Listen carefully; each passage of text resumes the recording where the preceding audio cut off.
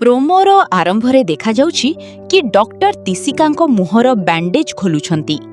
ସେହି ସମୟରେ ଭବାନୀ ଦେବୀ ତିସିକାଙ୍କ ମୁହଁ ଦେଖି ଭୟରେ ଆକ୍ଟିଂ କରି ଚିତ୍କାର କରୁଛନ୍ତି। ତିସିକା ନିଜକୁ ମିରରରେ ଦେଖି ବହୁତ କାନ୍ଦୁଛନ୍ତି ଓ ବହୁତ ଦୁଃଖୀ ହେଇଛନ୍ତି। ଭବାନୀ ଦେବୀ ଏହି ଅବସ୍ଥାର ଫାଇଦା ଉଠାଇ କାର୍ତ୍ତିକ ଓ ତିସିକାଙ୍କୁ ତିନିଆଳିଙ୍କ ବିରୁଦ୍ଧରେ ଭଡ଼କାଉଛନ୍ତି। ସେ କହୁଛନ୍ତି କି ତିନିଆଳି ହିଁ ତିସିକାର ସବୁ ଛଡ଼େଇ ନେଇଛି। ତିସିକା ଭାବିନେଲା ପରେ କି ତିନିଆଳି ହିଁ ତାଙ୍କ ଛୁଆ ମାରିବା ପାଇଁ ଦାୟୀ, ସେ ତିନିଆଳିଙ୍କୁ ଧୋଷୀ କରିବାକୁ ଲାଗୁଛନ୍ତି। ଆଜିର ପ୍ରେଡିକ୍ସନ୍ ହେଲା ତିନିଆଳି ଓ ତିସିକାଙ୍କ ମଧ୍ୟରେ କଳି ଝଗଡ଼ା। ଭବାନୀ ଦେବୀଙ୍କ କଥାରେ ଆସିକି ତିସିକା ତିନିଆଳିଙ୍କୁ ବହୁତ ଖରାପ କଥା କହିବେ ଓ ତାଙ୍କ ଉପରେ ରାଗିଯିବେ।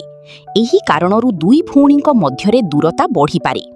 କାର୍ତ୍ତିକର ସନ୍ଦେହ, କାର୍ତ୍ତିକ ଏବେ ତିସିକାଙ୍କ ପକ୍ଷ ନେବାକୁ ଲାଗିବେ, କିନ୍ତୁ ଧୀରେ ଧୀରେ ସେ ଜାଣିପାରିବେ କି ଭବାନୀ ଦେବୀ ଏହି ସବୁ ରଚନା କରୁଛନ୍ତି। ଆପଣଙ୍କୁ କ'ଣ ଲାଗୁଛି ହବ କମେଣ୍ଟରେ ଲେଖନ୍ତୁ, ଆଉ ଜୟ ଜଗନ୍ନାଥ ମଧ୍ୟ ଲେଖନ୍ତୁ। ଏମିତି ଭିଡିଓ ଦେଖିବା ପାଇଁ ହେଲେ ସବସ୍କ୍ରାଇବ୍ କରନ୍ତୁ।